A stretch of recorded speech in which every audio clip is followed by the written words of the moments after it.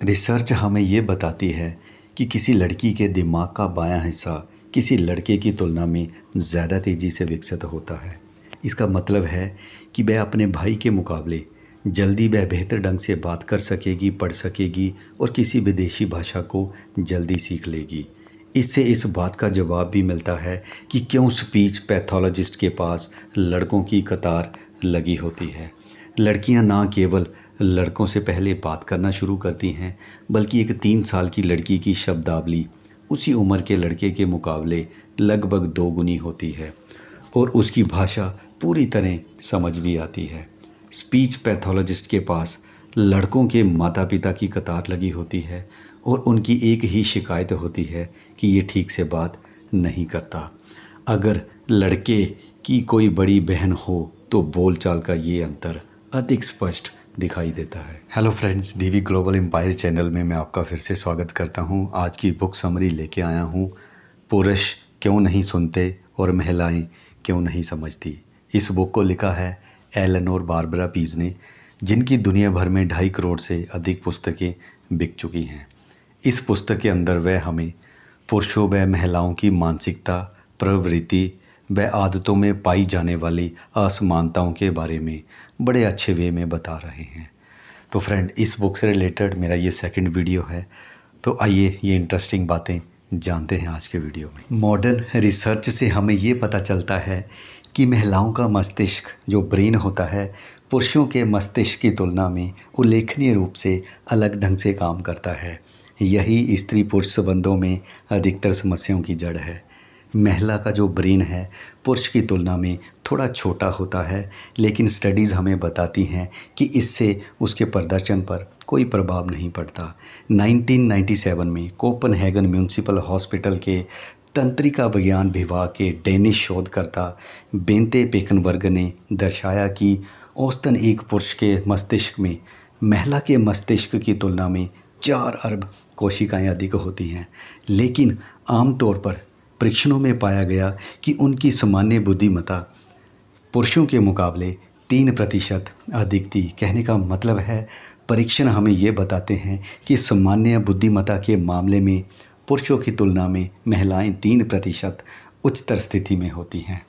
यहाँ ये बात भी है कि पुरुषों की तुलना में जो महिलाएं होती हैं अधिक चतुर होती हैं। लड़कियों के मुकाबले लड़कों के दिमाग का दायां हिस्सा ज़्यादा तेज़ी से बढ़ता है, जिसकी वजह से उनकी जो लॉजिकल पावर होती है, आर्गूमेंट की पावर होती है, जहाँ चीज़ों को अंडरस्टैंड करने की जो कौशल होता है, वह लड़कियों के मुकाबले बेहतर होते हैं।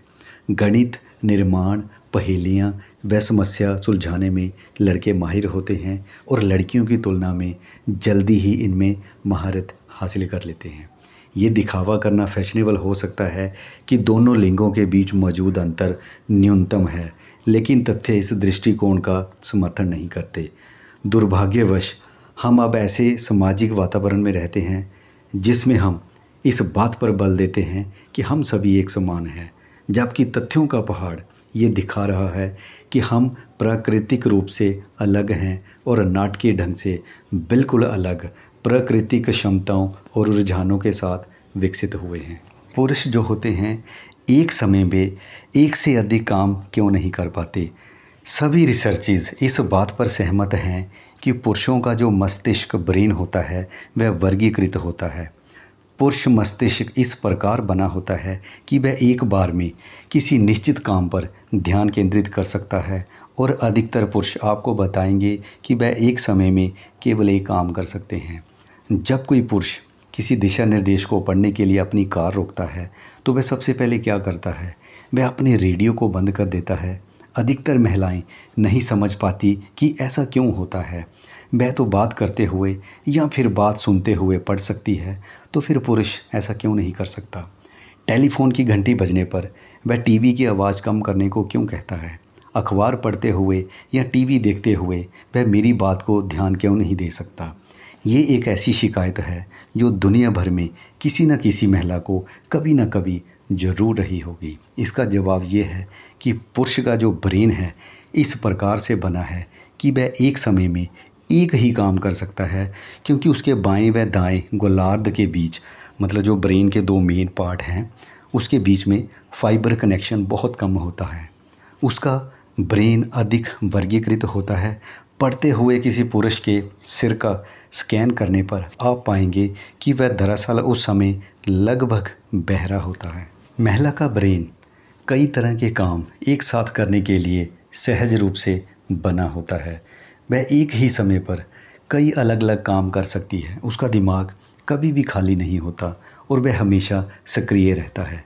वह खाना पकाने की किसी नई विधि को अपनाते हुए और टीवी देखते हुए फ़ोन पर बात कर सकती है, या वह कार चलाते हुए मेकअप कर सकती है और साथ ही रेडियो सुनते हुए हैंड्स फ्री फ़ोन पर बात भी कर सकती है। लेकिन अगर कोई पुरुष किसी नई विधि से खाना पका रहा हो और आप उससे बात करने लगें तो मुमकिन है कि वह नाराज़ हो जाए, क्योंकि तब उसके लिए बात सुनते हुए लिखे हुए निर्देशों को पढ़ना मुश्किल हो जाएगा। दाढ़ी बनाते हुए किसी पुरुष से अगर आप बात करने लगें तो हो सकता है वह घायल हो जाए। अधिकतर महिलाओं को ये अनुभव अवश्य हुआ होगा जब पुरुष ने उन पर यह रोप लगाया होगा कि उनके लगातार बातचीत करते रहने से वह कहीं मुड़ना भूल गया। महिलाएं अपने दिमाग के दोनों गोलार्धों का इस्तेमाल करती हैं, इसलिए कई बार बाएं व दाएं हाथ के बीच फ़र्क करना उनके लिए मुश्किल हो जाता है। लगभग 50% महिलाएं तुरंत ये नहीं बता पाती और उसके लिए उन्हें किसी अंगूठी की मदद लेनी पड़ती है। दूसरी ओर पुरुष क्योंकि दिमाग के या तो बाएं या फिर दाएं हिस्से का इस्तेमाल करते हैं, तो उनके लिए बाएं व दाएं के बीच अंतर करना काफ़ी आसान होता है। नतीजतन दुनिया भर की महिलाओं को पुरुष की इस आलोचना का सामना करना पड़ता है कि जब उन्हें बाएं मुड़ना होता है तो वह ठीक उसका उल्टा कहती हैं। हम में से लगभग सभी 46 क्रोमोसोम से मिलकर बने हैं, जो कि आनुवंशिक बिल्डिंग ब्लॉक्स या किसी रूपरेखा की तरह हैं। इन 46 में से 23 हमारी माँ और 23 हमारे पिता से हमें मिलते हैं। यदि हमारी माँ का 23वां क्रोमोसोम एक एक्स क्रोमोसोम है, ये एक्स के आकार का होता है, और पिता का भी 23वां क्रोमोसोम एक्स है, तो बच्चा XX होगा, यानी वह लड़की होगी। यदि पिता का 23वां क्रोमोसोम Y है तो हमें XY बेबी मिलेगा, यानी वह लड़का होगा। मानव शरीर और मस्तिष्क का बुनियादी नमूना मादा का है। हम सब की शुरुआत लड़कियों के रूप में होती है और यही कारण है कि पुरुषों में महिलाओं की तरह स्तन नागर और स्तन ग्रंथियां होती हैं। गर्भाधान गर्भावस्था के 6 से 8 सप्ताह में भ्रूण लिंग विहीन होता है और उसमें नर या मादा जननांगों के विकसित होने की संभावना होती है।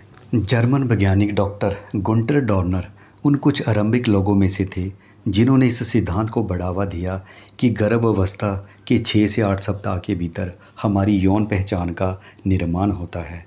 उनके शोध ने प्रदर्शित किया कि यदि भ्रूण एक आनुवंशिक लड़का है तो उसमें ऐसी विशेष कोशिकाएं विकसित होती हैं जो नर हार्मोन विशेषकर टेस्टोस्टेरोन को सीधे शरीर में भेजता है ताकि नर अंडकोश का निर्माण हो सके।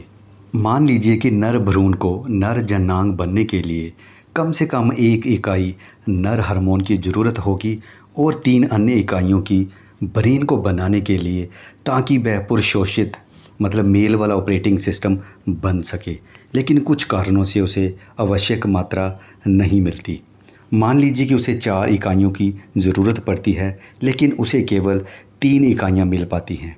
पहली इकाई का इस्तेमाल नर जननांग बनने में होता है, लेकिन ब्रेन को 2 और इकाइयाँ भी मिलती हैं, जिसका मतलब है कि ब्रेन का 2/3 हिस्सा नर बन जाता है, जबकि बाकी 1/3 हिस्सा मादा बन जाता है। इसका परिणाम ये होता है कि लड़के का जन्म होता है, जो ऐसा व्यक्ति बनता है जिसका ब्रेन मुख्य तौर पर पुरुष का होता है, लेकिन उसमें महिलाओं की तरह सोचने के तरीके और क्षमताएं होती हैं। अगर नर भ्रूण को नर हार्मोन की केवल 2 इकाइयाँ मिले तो एक का इस्तेमाल अंडकोश के निर्माण में हो जाएगा और ब्रेन को आवश्यक 3 की बजाय केवल 1 इकाई मिल पाती है। ऐसे में हमारे पास जो बच्चा होगा वह संरचनात्मक और वैचारिक तौर पर मुख्य रूप से महिला होगा, लेकिन आनुवांशिक रूप से उसका शरीर पुरुष का होगा। यौवन आते आते संभव है कि वह बच्चा समलैंगिक बन जाए। कहा जाता है कि 15 से 20% पुरुषों के दिमाग जो हैं स्त्रियों वाले होते हैं। लगभग 10% महिलाओं के जो ब्रेन हैं वो पुरुषोचित होते हैं, मेल वाले होते हैं। सो दोस्तों, इसी के साथ आज के वीडियो का यहीं पे अंत कर रहा हूँ। बहुत जल्द इसी बुक से रिलेटेड मैं नेक्स्ट वीडियो में आपको मिलूँगा। अंत में इतना ही कहूँगा कि हम जो भी हैं वह अपने हार्मोन्स के कारण हैं। अगर वीडियो अच्छा लगा तो ज़रूर लाइक कीजिए, चैनल को सब्सक्राइब कीजिए, वीडियो को दूसरों के साथ शेयर कीजिए। वीडियो देखा, थैंक्स फॉर वॉचिंग।